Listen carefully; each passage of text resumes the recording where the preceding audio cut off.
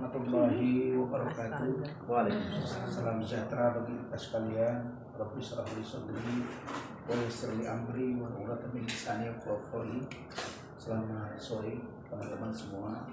Terima kasih Bu Haja Eli dan saya yang senantiasa mendampingi saya dan keluarga di tengah kesibukan beliau, bahkan beliau akan pulang ke Pekanbaru. Beliau menyisahkan waktunya untuk saya. Terima kasih dan Allah membalas kebaikan beliau. Juga dengan saudara Rahmat Riyadi, menjadi partner di kantor saya, juga di tengah kesibukan yang ada juga kami masih bisa bersama. Saudara Alfar Wafi, Pak Abdul Hadi, ini juga Pak Abdul Hadi yang juga tetap bersama saya mensupport saudara Rahmat Rizki juga. Kebetulan ini ada ponakan saya, saudara Raffi, yang juga Fakultas Hukum Universitas Sumatera Utara. Saudara semua, saya informasikan tadi telah berlangsung pemeriksaan sidang etik terhadap saya, dimulai pukul setengah tiga, dan baru selesai kira-kira 10 menit yang lalu. Saya diperintahkan untuk menunggu hasil dari sidang etik. Dan posisi saat ini, setelah saya diperiksa secara etik, juga sedang diperiksa ketua tim Ranlofong di kantor di PN Jakarta Utara, Adinda, saudara Lecumanan SMA. Setelah itu nanti akan dilakukan putusan, diambil putusan oleh Dewan Etik, dihadiri oleh Ketua Umum Bapak Zefrin Bolkanu SMA, Dr. dihadiri oleh Sekjen Pak Adi Dermawan Dipak Suma SMA, dihadiri Ketua Dewan Kehormatan Bapak Sylvester Matutina, yang kita tahu semua kiprah beliau, yang dihadiri oleh Dewan Pengawas, dalam hal ini Dewan Etik juga oleh Bapak Irjen Pol,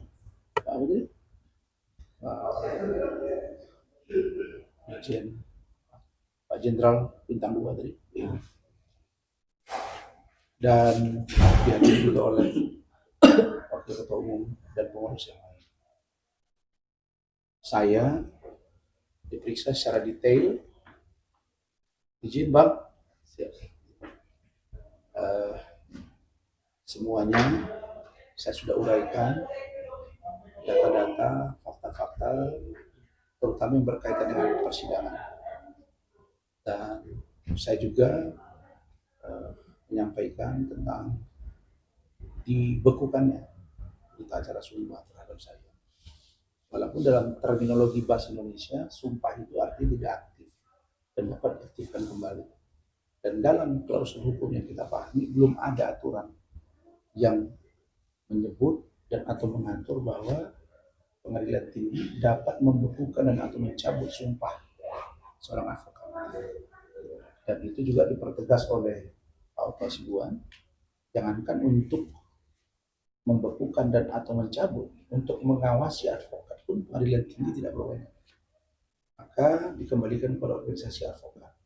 Saya ingatkan teman-teman semua supaya tidak salah dalam menafsir preskon yang dilakukan oleh Mahkamah Agung.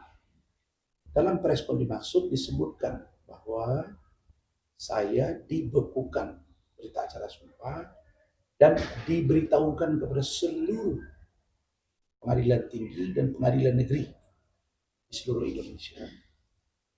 Itu maksudnya apa? Maksudnya supaya diketahui bahwa saya dibekukan. Dan kalau ada persidangan, maka bisa jadi ya saya tidak diizinkan. Itu poinnya. Jadi yang namanya pendampingan klien di kepolisian, di kejaksaan, di KPK, dan atau dan dalam rangka pembelaan hukum non litigasi itu itu masih bisa saya lakukan. Adapun tentang berita acara sumpah saya di pengadilan, itu pun masih debatable.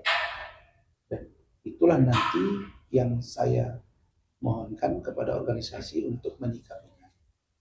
Karena ini jelas menurut saya adalah satu sikap yang menurut saya perlu dikoreksi. Yang poin satu saya ingatkan teman-teman bahwa saya tidak benar kalau diberitahu melepas tugas profesi saya, itu tidak ada. Profesi advokat itu bukan digugurkan dari saya. Nah, mudah-mudahan nanti sidang etik itu tidak menghukum saya berat, itu doa saya. Dan mudah-mudahan organisasi bisa melihat ini secara jernih dan secara terang benderang. Jadi kita tunggu nanti mereka selesai sidang etik, nanti akan dipanggil media semua dan saya akan dipanggil bersama Pak Ali Cumanan untuk kita dengar. Satu yang saya tegaskan kembali, saya akan patuh dan tunduk pada putusan apapun yang diambil oleh Dewan Kehormatan, Dewan Pengawas, pengurus DPN, jajaran seluruhnya terhadap saya. Apapun yang diputuskan saya akan ikut terkait dengan kejadian dugaan sedikit, saya sebutnya sedikit, keributan di Pengadilan Negeri Jakarta Utara. Begitu. Cukup ya? Tinggal kita tunggu ya. Ada pertanyaan? Mungkin selama di dalam apa aja Bang yang dipaparkan atau dipertanyakan? Ya, tentulah yang dipertanyakan itu tentang kenapa terjadi ada keributan. Saya ini merasa berdosa kepada seluruh tim hukum saya, terutama saudara Firdaus. Walaupun itu tindakan yang dilakukan oleh saudara Firdaus, tetapi itu tentu akibat dari sikap tersebut merugikan beliau. Dan saya sangat prihatin dengan kejadian itu. Dan tentulah saya sebagai seorang terdakwa di situ, bukan sebagai orang yang sedang beracara, nanti biar dianalisa oleh DPN, maka saya tidak bisa mengontrol secara langsung, karena dia juga spontanitas. Nah, kemudian yang kedua, bagaimana dengan video yang viral, saya megang meja, terus saya sebut koruptor, saya sebut. Anda harus tahu ya, bahwa lembaga penegak hukum, termasuk hakim, jaksa, pengacara, polisi, juga banyak oknumnya yang koruptor. Nah, jadi poin yang itu juga tadi ditegas oleh pihak Dewan Kehormatan. Kita lihat bagaimana hasilnya, nanti akan disampaikan. Itu saja poinnya. Okay. Dan di dalam itu tadi ada siapa saja Bang yang ada lengkap. Jenderal ada, Jenderal jadi lupa saya. Pak Adi, kalau tanyakan Pak Adi, Pak Jenderal apa yang di dalam nih sama ibu itu? Ibu itu Jenderal. Sama ibu yang di dalam ruangan tuh Pak Adi, sini. Ini. Jenderal apa Bu? Namanya Dewan Kehormatan kita tuh Bu? Irjen Andar Dewan. Pak Irjen Pol Andar Dewan. Dia itu pensiunan polisi. Panggilan kami selama ini disebut dengan Pak Irjen Andar. Jadi Pak Jenderal Andar di situ hadir, Pak Sylvester Matutina sudah hadir, kemudian Ketua Umum juga hadir, Sekjen hadir, Wakil Ketua Umum hadir, dan fair. Malah sekarang diperiksa itu Pak Lecumanan. Pak Lecumanan itu adalah Wakil Ketua Umum DPN Pradi Bersatu, tapi beliau diperiksa karena dia ketua tim, diminta pertanggungjawabannya kenapa terjadi keributan itu. Saya sampai bilang, kasihan ini, beliau ini jadi diperiksa gara-gara saya. Tapi Pak Lecumanan itu orang yang fair, dia bilang nggak apa-apa Bang Rasman, saya akan sampaikan apa yang betul. Itu sempat ada perdebatan dikit Bang di dalam atau? Bukan perdebatan, kita mana berani mendebat, kan mereka pimpinan. Saya hanya menjelaskan mengurai secara utuh apa yang terjadi. Saya tidak mungkin menambahi karena semuanya by data. Saya ditanya, hebatnya Pak Andar itu, Pak Anjar bukan Pak Andar ya, Pak Anjar itu mengatakan bahwa Pak Rasman, saya tanya Bapak pengacara, saya polisi, Bapak salah nggak? Itu kan sedap pertanyaannya Mbak, ya kan? Salah nggak? Kalau Bapak merasa Bapak tidak bersalah, jelaskan alasan Bapak tidak bersalah. Kalau Bapak merasa salah, apa yang salah yang Bapak lakukan? Kami sudah lihat di video, kami sudah lihat. Sebelum kami mengambil keputusan. Udah poin aja. Ya saya sampaikan bahwa pertama sidang itu diskors 2 kali. Skor pertama, majelis hakim keluar, kemudian anggota keluar, ketua, anggota keluar, saya menyamperi. Saya samperin Hotman. Pegang baunya, saya jelasin. Apa yang Bapak sampaikan? Saya sampaikan, Hotman kita buka-bukaan. Ini sidang peradilan, maksud saya supaya dia mau terbuka. Oke. Apalagi saya sampaikan di sidang kedua, setelah dibuka skor, hakim memasakkan diri bahwa sidang tetap tertutup. Teman-teman berontak, saya datang ke depan meja, saya pegang meja, saya sampaikan, Anda jangan memaksakan diri. Dan saya bilang hakim juga oknumnya ya banyak juga yang melanggar hukum. Dan itu dipotong, tapi saksi saya banyak, Bu Ida semua mendengar itu, karena suara saya keras.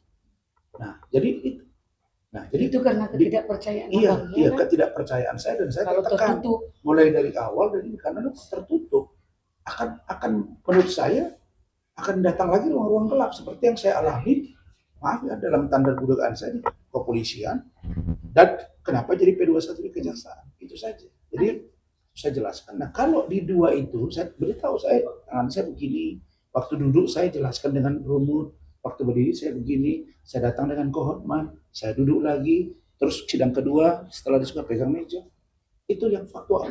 Jadi kalau itu ada pelanggaran, saya serahkan kepada pimpinan. 2 poin saja. Ada pertanyaan dong tadi di dalam. Ya banyak lah, mungkin kalau dihitung-hitung 20 pertanyaan ada.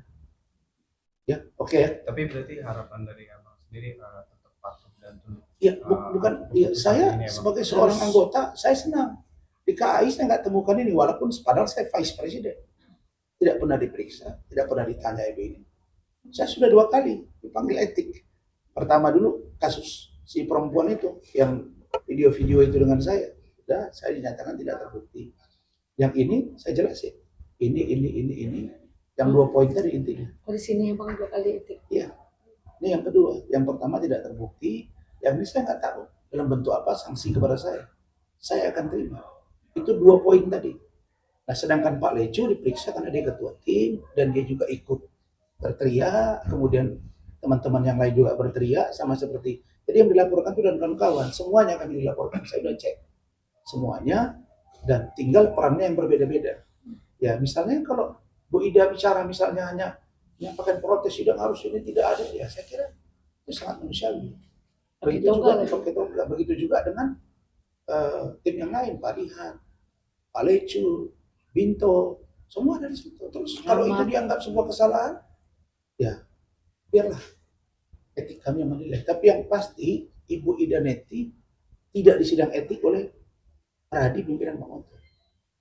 Nah, kalau itu di sidang etik nanti semua diperiksa ini. Ini Rahman nih, Pak Pradioto semua nih. Nah, Bu Ida, Pak Rahmat, 80%. Rihat, ya kan? Semua di sana. 80% dari 33. Tim hukum saya sekarang nambah 2 lagi dengan Bung Herwanto dengan Bang Egi Sujana. Tadi Bang Morakarta minta surat kuasa juga. Nambah. Nah, itu mungkin sudah menjadi 35 atau 36. Jadi pertanyaannya cuma itu aja, singkat, padat, dan saya jawab sesuai dengan apa yang sesungguhnya. Saya tidak berani merekayasa apapun karena Pradi Bersatu ini benar-benar kompeten untuk memeriksa saya. Artinya ini sekaligus mengadu juga terkait dibekukannya PT Bas Abang atau iya, saya memang menyampaikan agar pembekuan bas saya ini disikapi. dan mereka sedang mendalami.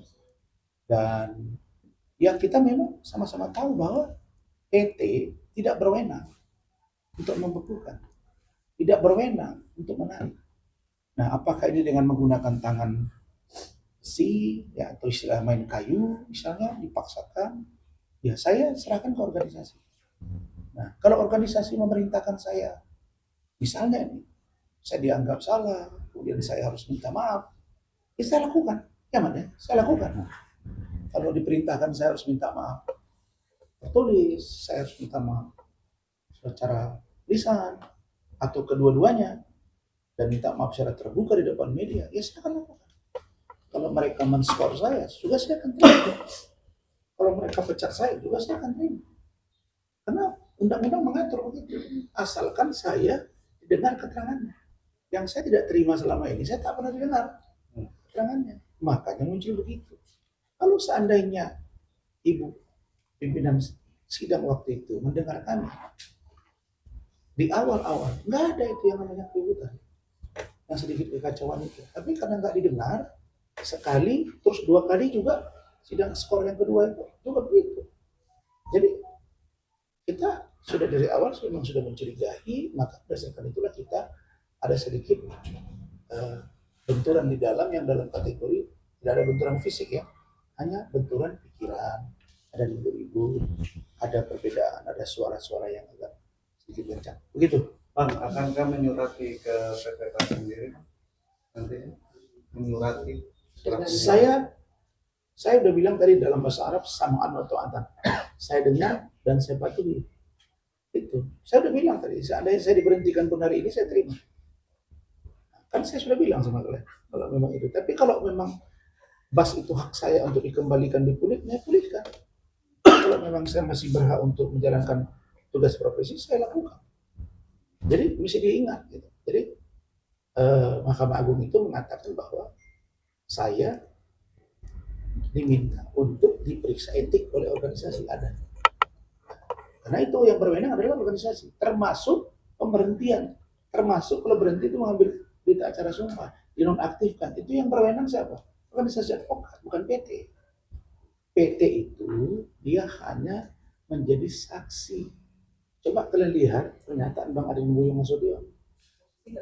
Bang Buyung mengatakan bahwa dia salah satu inisiatornya. Tadinya rencananya di zaman dulu sumpah itu dilakukan di tempat suci, ada di masjid, ada di gereja, di tempat-tempat suci.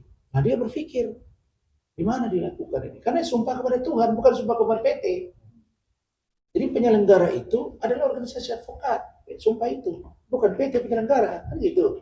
PT itu menghadiri dan diaturlah di situ ketua PT. Makanya ditampilkan di situ 2 saksi. Guna apa? Dicatatkan bahwa seorang lawyer yang akan menjalankan tugas profesinya terlebih dahulu disumpah dan dicatatkan. Itu saja perannya. Makanya saya dicatat itu nomor 118. Dicatatkan. Tapi tidak bisa serta-merta dicabut karena dia tidak berwenang di situ. Nah, jadi itu nanti biar didalami oleh organisasi saya. Kalau organisasi menganggap itu mereka harus pulihkan, mereka bersurat, mereka datang, kewenangan mereka. Tapi kalau mereka menganggap ini harus dibekukan, kemudian saya akan jalan. Kemudian kalian jangan lupa, posisi saya di situ adalah terdakwa. Makanya diperiksa Bung Lecu. Karena posisi terdakwa bukan saya di situ. Karena itulah Bung Lecu harus menjelaskan bahwa dia sebagai pengacara bagaimana kejadian. Nah, makanya kami tidak pernah di dalam. Nanti kalau sama saling dukung. Makanya saya selesai, lanjut beliau, kita tunggu. Itu saja. Oke, hampir berapa lama Pak? Apanya? Pemeriksaan Sebentar lagi mungkin selesai. Kita tunggu aja, nanti akan diundang teman-teman media ke dalam, baru kita nanti datang dan saya akan menunggu arahan dari mereka. Baru nanti setelah itu kalau sudah selesai, saya dengan Bu Ida, dengan Bu Rahmat akan ke ke Polres Jaksel untuk melihat saudara Fadel, dan kemudian untuk menyiapkan administrasi yang belum selesai. Apa itu Pak? Karena tadi malam Saudara Rahmat itu baru bubar jam 12:30 ya. Ada pemeriksaan tambahan nanti, dan kemarin ada pemeriksaan saksi dari Fadel yaitu Martin. Nanti kita lihat. Oke, thank you ya. Tambahan dikit aja Pak. Apa? Ini terkait kemarin kan abang bilang menyebutkan diri